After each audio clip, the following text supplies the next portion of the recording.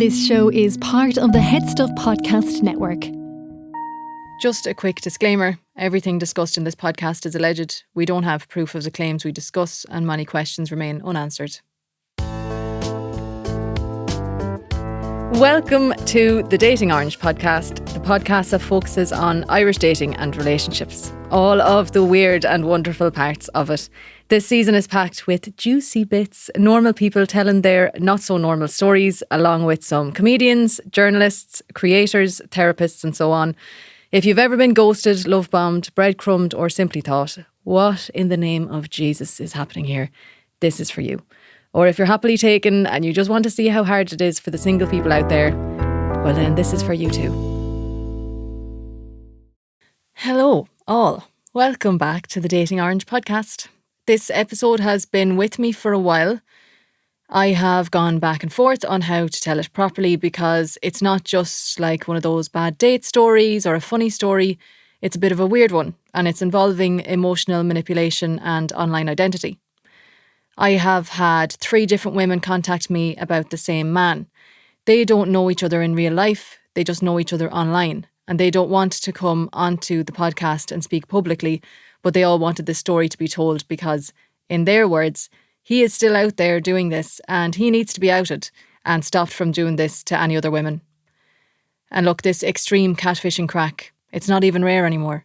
Studies suggest that somewhere between 10% and nearly a quarter of dating profiles contain some form of deception, and more than half of people using dating apps say that they have come across somebody who misrepresented themselves.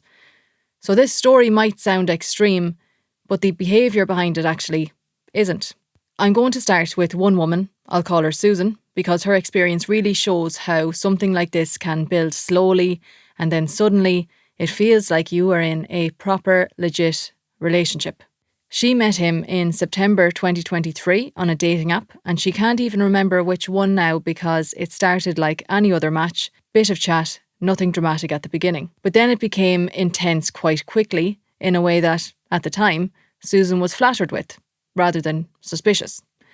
He texted constantly, called constantly on WhatsApp, they spoke late into the night, and it got to the point where he would ask her to stay on the phone and fall asleep together, creating this sense of closeness and routine. He told her he was a psychiatrist and said he had ADHD and autism himself, and because she has ADHD, that felt like a genuine connection between the two of them.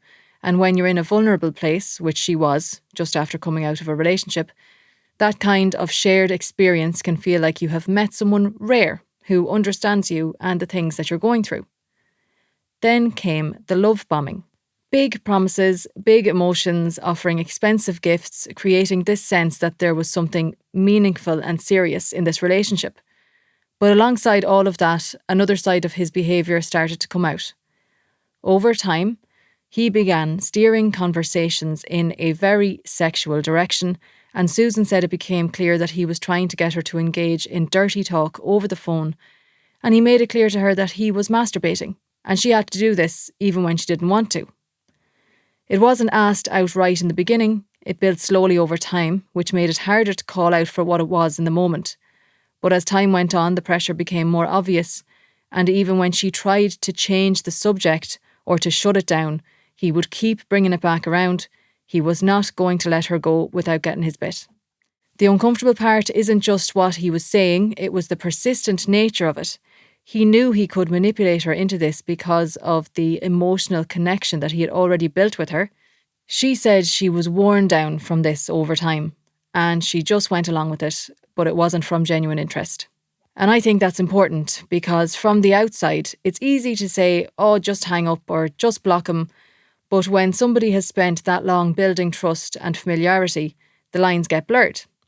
Hindsight is 20/20 and it's easier to look back and say, oh, what was I doing? When you're out of the fog. And this is actually textbook behaviour. Once somebody feels seen and understood, they are far less likely to question inconsistencies later on. Around 60% of these kinds of catfishing scams start with that exact pattern, overwhelming attention at the beginning to build trust quickly. Eventually they arranged to meet in person, which is usually the moment where things either become real or they fall apart. In this case, he didn't show up. But instead of disappearing, which would have been easier to spot, he doubled down big time. He rang her and said that he had a panic attack, that he had pulled in on the side of the road, that he was overwhelmed and nervous about meeting her, and she stayed on the phone with him for 2 hours, calming him down, reassuring him, essentially taking care of this person who was making it all up. Another form of manipulation from him. Instead of her questioning him, she becomes emotionally invested in supporting him through his tough time. This didn't happen once. It happened 3 times between September and New Year 2023. 3 attempts to meet, 3 last-minute explanations. They were all believable in the moment.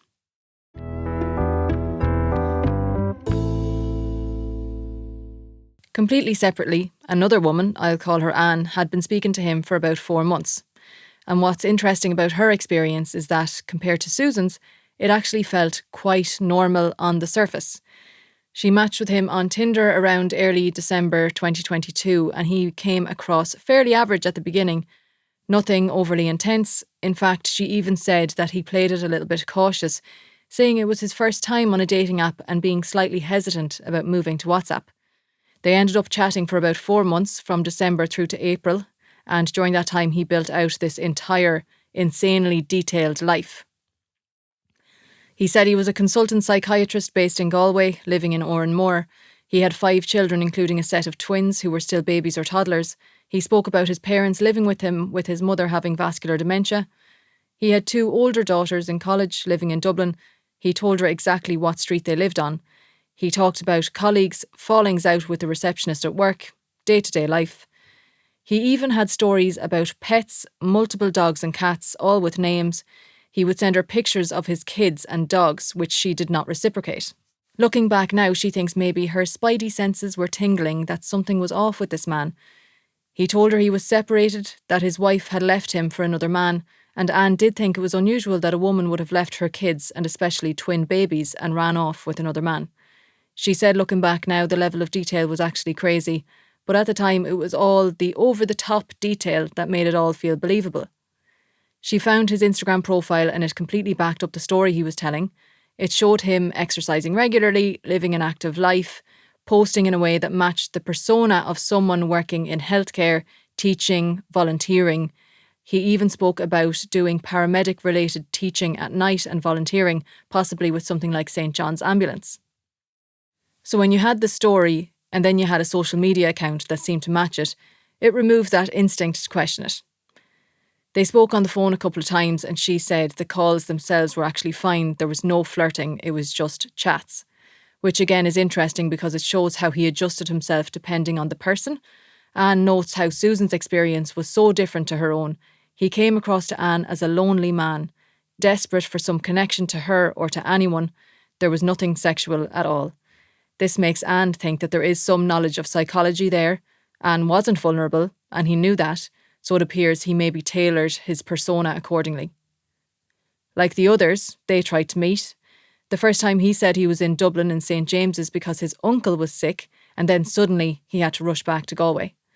After that, it was just delays and excuses. She would also ask to video call and instead he would just ring her normally. That switch from video to voice just kept happening. Until eventually she just stopped engaging and she blocked him. Around that time, she had a friend who knew somebody working in a hospital in Galway or within the HSE, and they had checked informally. They couldn't find any record of him. And that's when she realised he was a catfish.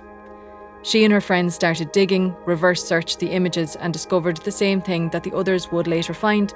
The photos didn't belong to him. They belonged to a man in Eastern Europe with no connection to the life that Rudy had described.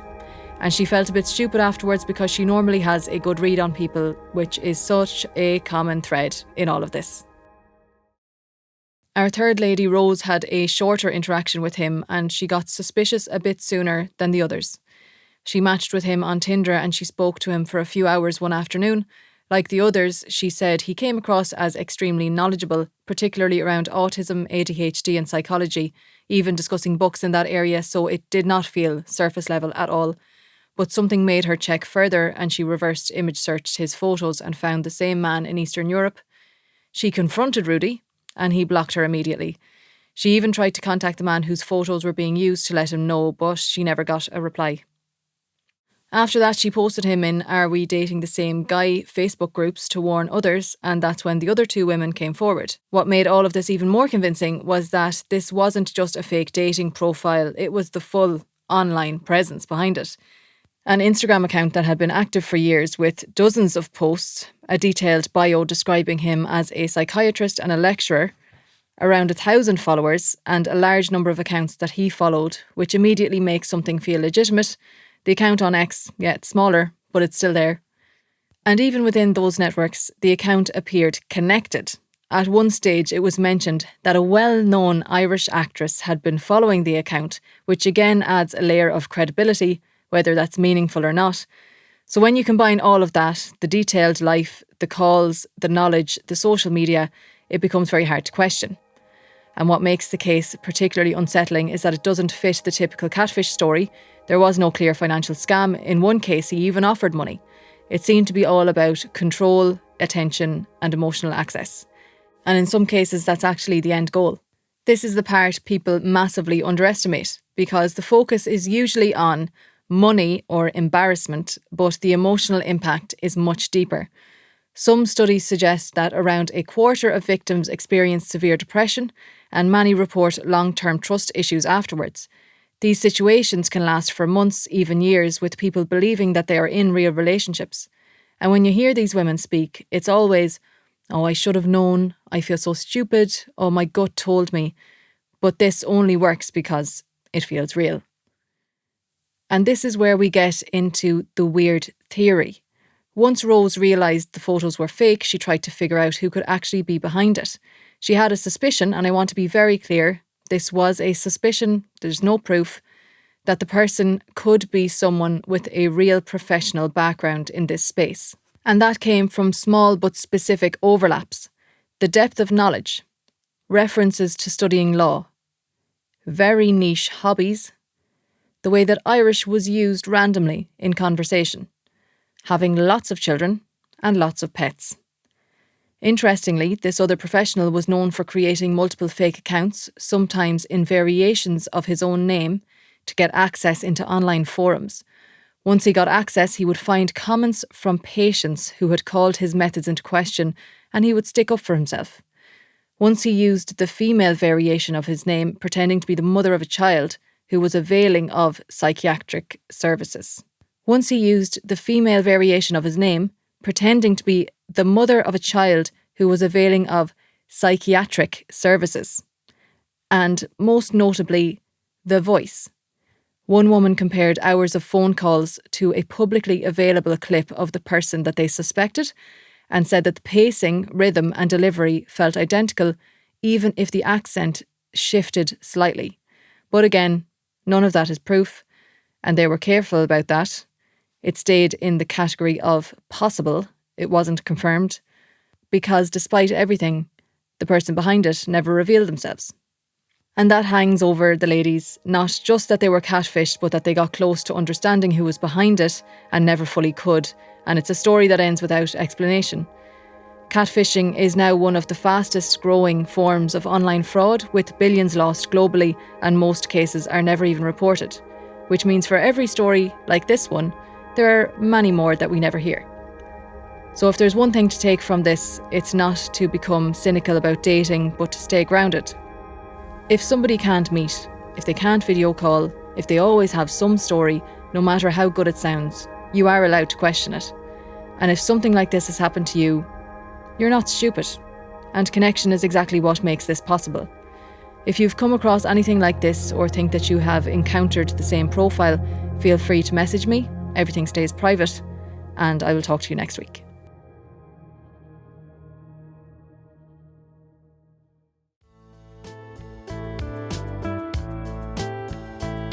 Thank you for listening to the Dating Orange podcast. Listen every second Tuesday on HeadStuff Podcasts or wherever you get your podcasts.